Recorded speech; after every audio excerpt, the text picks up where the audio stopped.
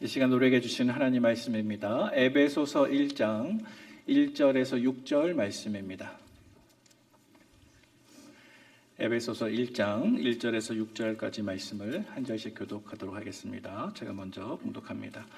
하나님의 뜻으로 말미암아 그리스도 예수의 사도된 바울은 에베소에 있는 성도들과 그리스도 예수 안에 있는 신실한 자들에게 편지하노니 하나님 우리 아버지와 주 예수 그리스도로부터 은혜와 평강이 너희에게 있을지어다. 찬송하리로다. 하나님 곧 우리 주 예수 그리스도의 아버지께서 그리스도 안에서 하늘에 속한 모든 신령한 복을 우리에게 주시되 곧 창세전에 그리스도 안에서 우리를 택하사 우리로 사랑 안에서 그 앞에 거룩하고 흠이 없게 하시려고 그 기쁘신 뜻대로 우리를 예정하사 예수 그리스도로 말미암아 자기의 아들들이 되게 하셨으니 이는 그가 사랑하시는 자 안에 우리에게 거저 주시는 바 그의 은혜의 영광을 찬송하게 하려는 것이라. 아멘. 오늘은 에베소서 말씀을 함께 묵상하고자 합니다. 에베소서 말씀은 사도 바울이 로마의 감옥에 구금되어 있는 상태에서 에베소 지역의 교회들에게 쓴 옥중 서신이 되겠습니다.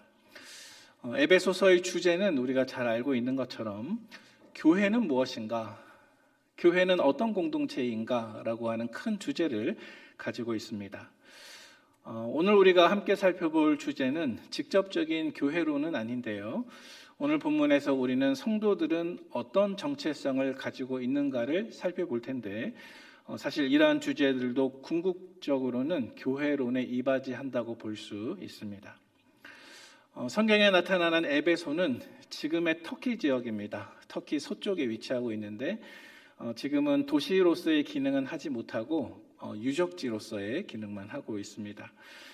사도 바울은 제2차 선교 여행 때 이 에베소를 잠깐 방문했다가 3차 선교 여행 때 다시 한번 방문하게 되는데 다시 방문했을 때 그는 약 3년 동안 이곳에서 사역을 하게 되었습니다. 그래서 그의 전체 선교 여행 일정 가운데 가장 긴 시간을 보냈던 장소가 이 에베소이기도 합니다.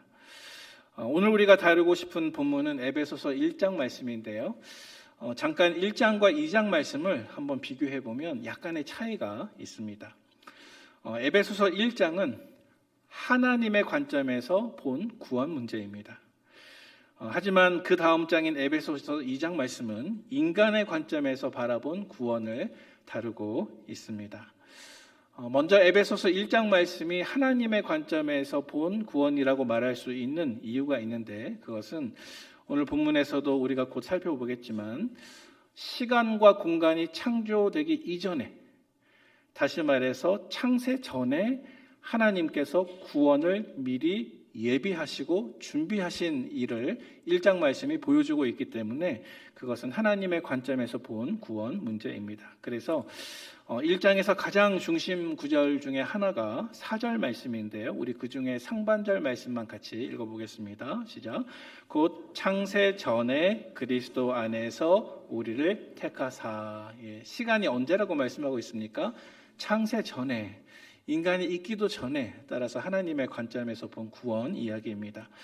반면에 에베소서 2장은 하나님의 관점이 아니라 우리 인간이 실제로 처해 있는 과거의 상태로부터 시작하게 됩니다. 그래서 2장 1절 말씀은 이렇게 말씀합니다. 우리 같이 한번 읽어보겠습니다. 시작. 그는 허물과 죄로 죽었던 너희를 살리셨도다. 아멘.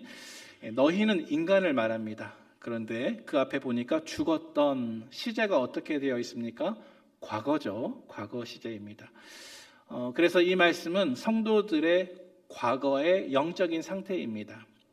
곧 허물과 죄로 말미암아 영적으로 죽은 상태로부터 하나님이 어떻게 우리를 구원으로 이끄시는가를 보여주는 것이 에베소서 2장 말씀입니다.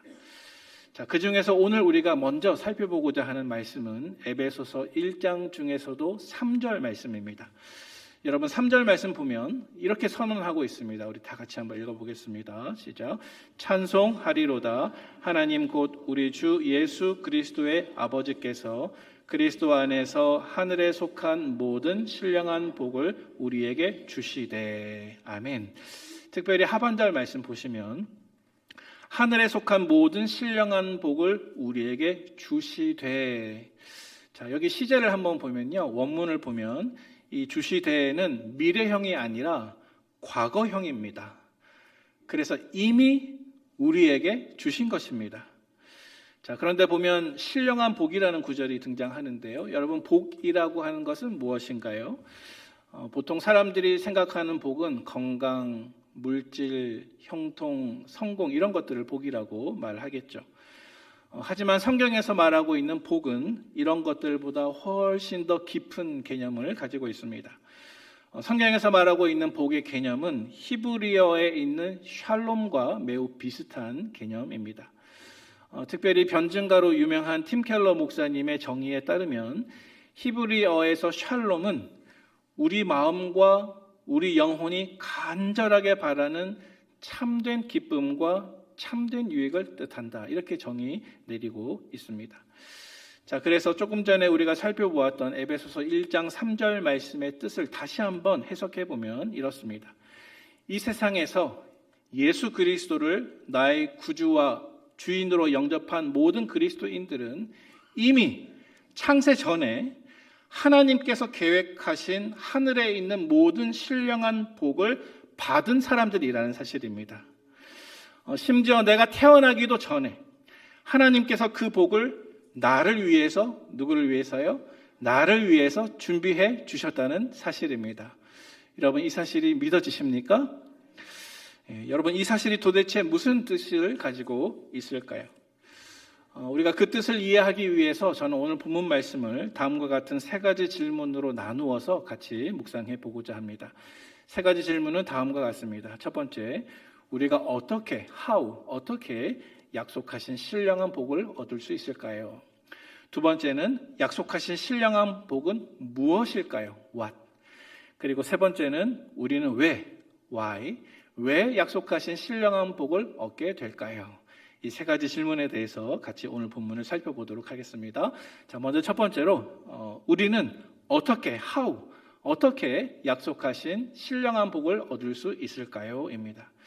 자, 이 질문에 대한 해답이 오늘 본문에 등장합니다. 사실 오늘 본문 속에 아주 자주 반복되는 구절들이 있는데요. 오늘 본문에 보니까 가장 많이 반복되는 구절은 다음과 같습니다. 3절 보니까 그리스도 안에서, 또 4절 보니까 또 그리스도 안에서, 또 6절 보니까 그가 사랑하시는 자 안에서, 즉 그리스도 안에서. 자, 그래서 오늘 본문 속에서 가장 많이 반복되는 단어가 바로 저 그리스도 안에서라는 구절입니다. 자, 그래서 우리가 첫 번째 질문이 우리가 어떻게 하나님께서 약속하신 그 신령한 복을 받을 수 있나요? 이게 질문인데요. 사실은 그 질문에 대한 해답은 무엇이냐면 그리스도 안에서입니다. 해답이 뭐라고요? 그리스도 안에서. 예. 그래서 오늘 3절, 우리 하반절 말씀만 다시 한번 읽어보도록 하겠습니다. 시작. 그리스도 안에서 하늘에 속한 모든 신령한 복을 우리에게 주시되. 아멘. 자, 여러분, 성도인 저와 여러분들이 하나님께서 창세 전에 예비하신 신령한 복을 받을 수 있는 방법은 무엇인가? 내 행위가 아닙니다. 내 공로가 아닙니다. 내 자격이 아닙니다. 오직 그리스도 안에 있는 것입니다. 신령한 복은 그리스도와 떨어져서 존재하지 않습니다. 그리스도 밖에 있거나 내가 그리스도와 떨어져 있으면 그 준비한 신령한 복을 받지 못하는 것입니다. 자, 그렇다면 여러분, 그리스도 안에서 우리가 그 복을 받을 수 있는데, 자, 그러면 다시 한번 질문을 하도록 하겠습니다. 그렇다면 도대체 그리스도 안에 있다는 것은 무슨 뜻일까요? 여러분, 그리스도 안에 있는 것은 무슨 뜻입니까?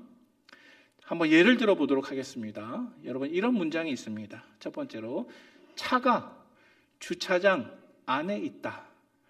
자, 차가 주차장 안에 있다. 여기 보면 안에라는 단어가 쓰이고 있죠.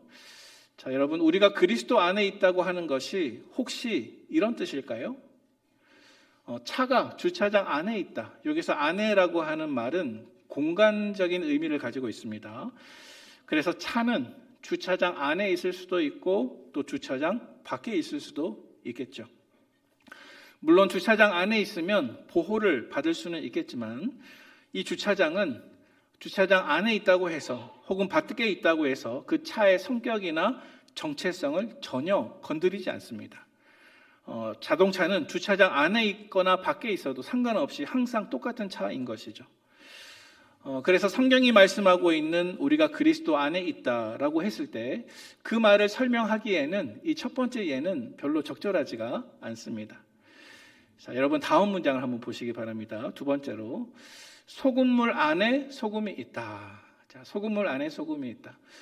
여러분 물 안에 소금을 넣고 잘 저어주면 어떻게 됩니까? 소금물이 되겠죠. 그러면 우리가 저렇게 얘기할 수 있겠죠. 소금물 안에 소금이 있다. 자, 그러면 여러분 내가 혹은 여러분들이 그리스도 안에 있다고 하는 것이 혹시 이런 의미가 있을까요? 소금물 안에 소금이 있다. 어떻게 생각하십니까? 이것은 아까 예와 조금 다르죠.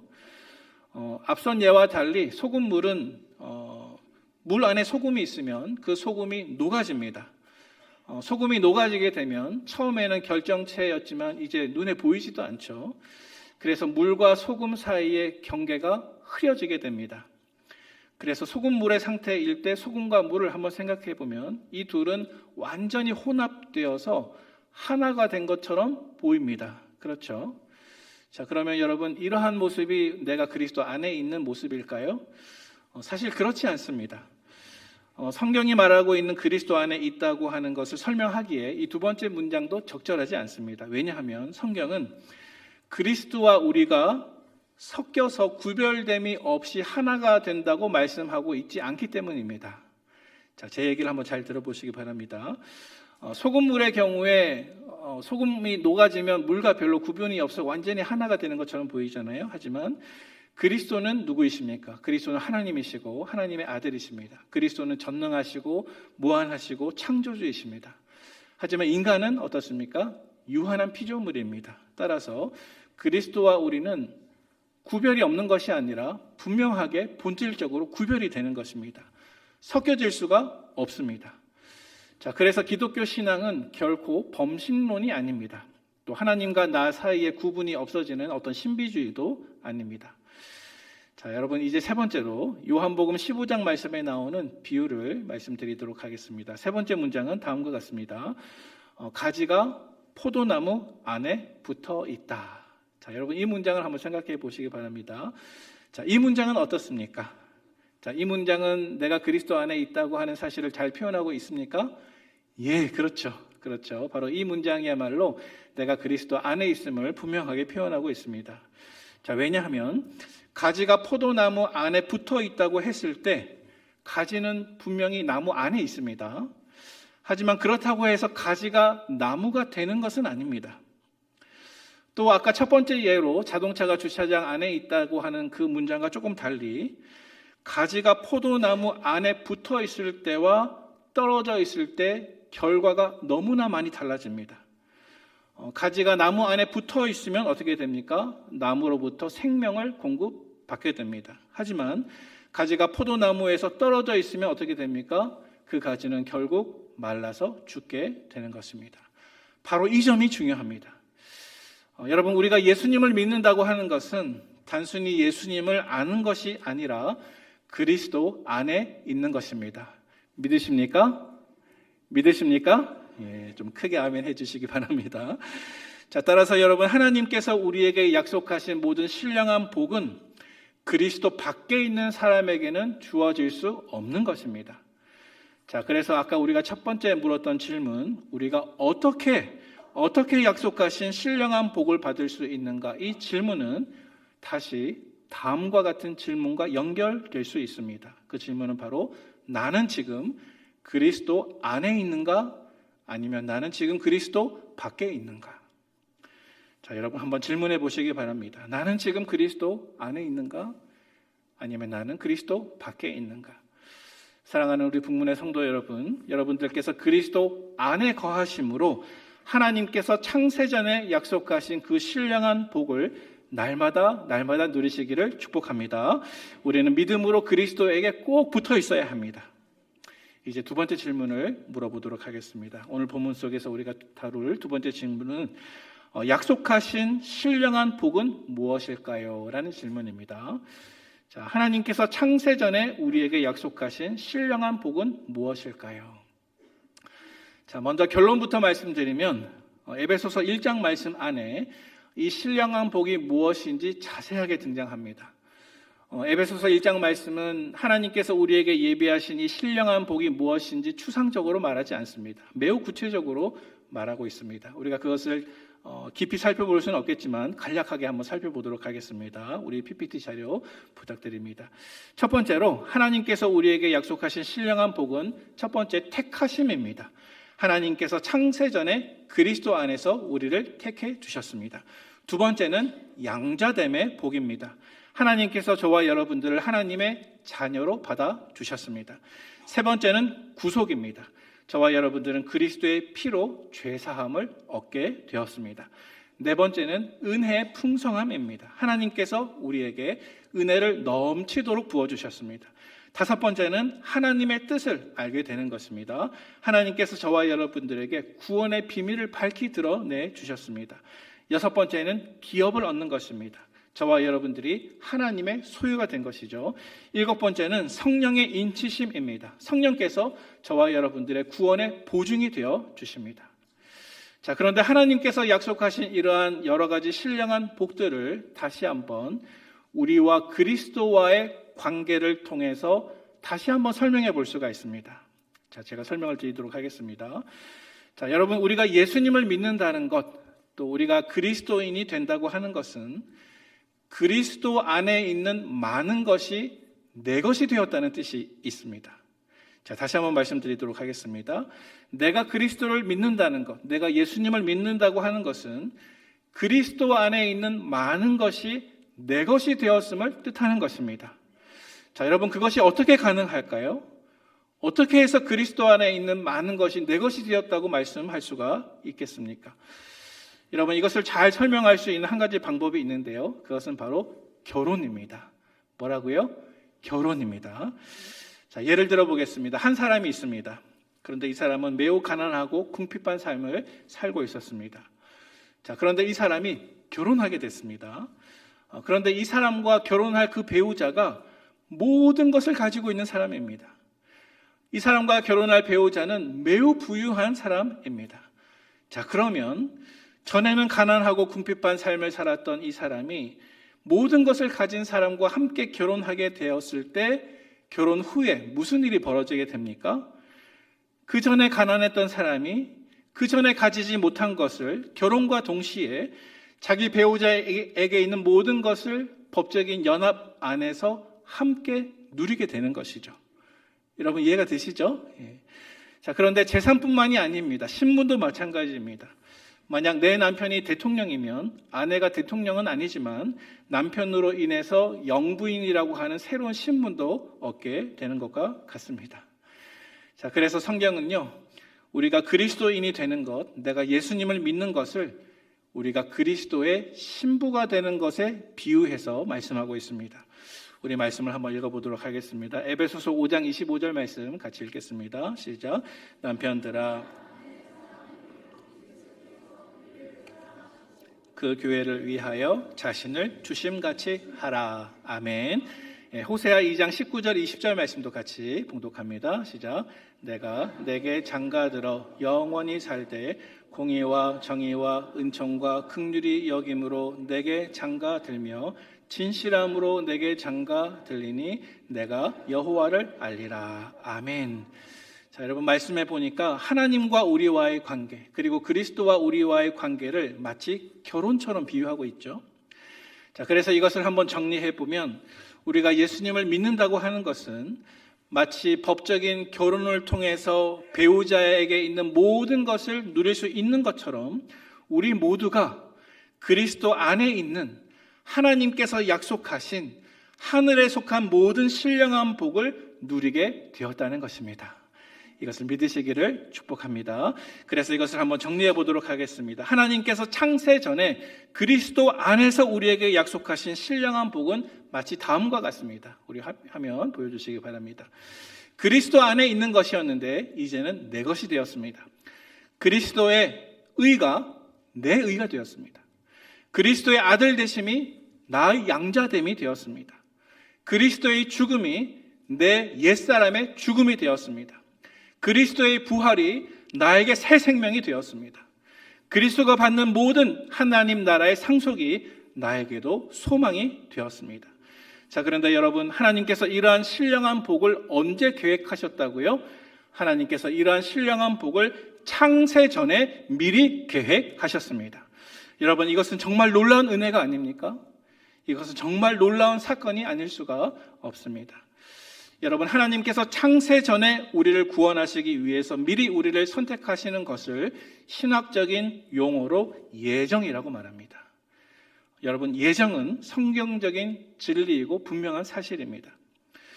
저와 여러분들은 하나님의 앞선 선택이 없이는 절대로 하나님 앞에 먼저 나아갈 수가 없습니다. 우리 요한일서 4장 19절 말씀 같이 한번 읽어보도록 하겠습니다. 시작. 우리가 사랑함은 그가 먼저 우리를 사랑하셨음이라. 아멘. 여러분, 저와 여러분들이 주님 앞에 나올 수 있는 것은 주님께서 먼저 나를 선택해 주셨기 때문입니다. 저와 여러분들이 주님을 사랑할 수 있는 것은 주님께서 먼저 저와 여러분들을 사랑해 주셨기 때문입니다. 여러분, 솔직히 말하면 하나님께서 왜 나를 선택해 주셨는지 우리는 그 이유를 알 수가 없습니다. 우리에게 무슨 자격이 있어서 아닙니다. 나에게 무슨 매력이 있어서 아닙니다. 그저 전적인 하나님의 은혜입니다. 이 사랑은 우리가 태어나기 전부터, 아니 이 세상이 만들어지기 전부터 이미 시작된 하나님의 사랑입니다. 여러분, 이 사랑이 여러분들과 함께 늘 머물기를 주님의 이름으로 축복합니다. 이제 세 번째 질문을 물어보도록 하겠습니다. 오늘 본문 속에서 세 번째 질문은 그러면 우리는 왜 약속하신 신령한 복을 얻게 되는 것일까요? 라는 질문입니다.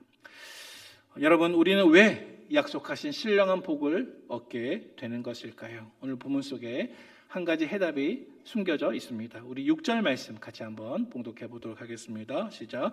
이는 그가 사랑하시는 자 안에서 우리에게 거저 주시는 바 그의 은혜의 영광을 찬송하게 하려는 것이라. 아멘. 여러분, 말씀 속에서 답을 찾으셨습니까? 우리가 왜 하나님께서 약속하신 신령한 복을 얻게 될까요? 사랑하는 우리 성도 여러분, 하나님께서 과연 왜 우리를 창세전부터 불러주셨을까요? 과연 왜 우리를 창세전부터 사랑해 주셨을까요? 여러분, 먼저 그것은 하나님의 주권적인 선택입니다. 그것은 그저 하나님의 무조건적인 은혜의 선택이었습니다. 조건이 있는 것 아닙니다. 그저 하나님께서 하나님의 주권으로 선택해 주신 것입니다.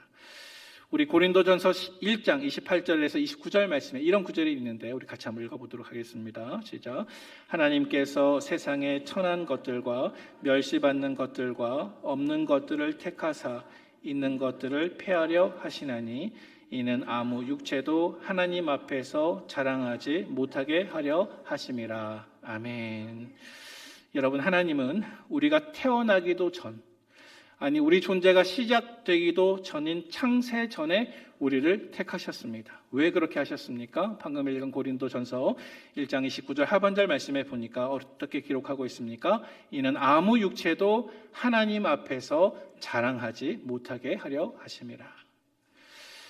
사랑하는 우리 성도 여러분, 만약 우리에게 하나님께서 예비하신 그 신령한 은혜를 받을 수 있는 단 1%의 자격만 있다고 하더라도 우리는 그것을 자랑할 것입니다. 그러나 하나님은 그 모든 가능성을 원천적으로 차단하셨습니다. 창세전에 하나님께서 선택하셨기 때문에 우리 존재조차 시작되기 전에 있었던 이름으로 저와 여러분들에게는 자랑할 일이 아무것도 없습니다. 오직 우리를 택하신 하나님의 사랑만을, 하나님의 은혜만을 우리는 찬양드릴 뿐입니다. 자, 그래서 오늘 본문 6절 말씀 속에서 이렇게 말씀했습니다. 이는 그가 사랑하는 자 안에서 우리에게 거저 주시는 바 그의 은혜의 영광을 찬송하게 하려는 것이라. 아멘. 그러므로 사랑하는 우리 성도 여러분, 저와 여러분들의 구원이 전적인 하나님의 은혜임을 잊지 마시고 날마다 순간마다 하나님의 은혜를 찬송하며 살아가는 우리 성도님들 되시기를 축복합니다. 이제 말씀을 정리합니다. 사랑하는 우리 성도 여러분, 에베소서 1장 말씀은 분명하게 선언하고 있습니다. 우리의 구원은 우연이 아닙니다. 우리의 구원은 우리의 선택에서 시작된 것도 아닙니다. 하나님께서 창세 전에 그리스도 안에서 우리를 택하시고 하늘에 속한 모든 신령한 복을 저와 여러분들에게 이미 주셨습니다. 그 신령한 복은 그리스도 안에서만 주어지는 복이며 전적인 하나님의 은혜로 주어지는 복입니다. 그러므로 우리는 자랑할 것이 없는 사람들이지만 그와 동시에 찬송할 이유가 가득한 사람들입니다. 그러므로 날마다 순간마다 오직 하나님의 은혜의 영광만을 찬송하며 살아가는 우리 모든 북문의 성도님들 되시기를 주님의 이름으로 축원을 드립니다.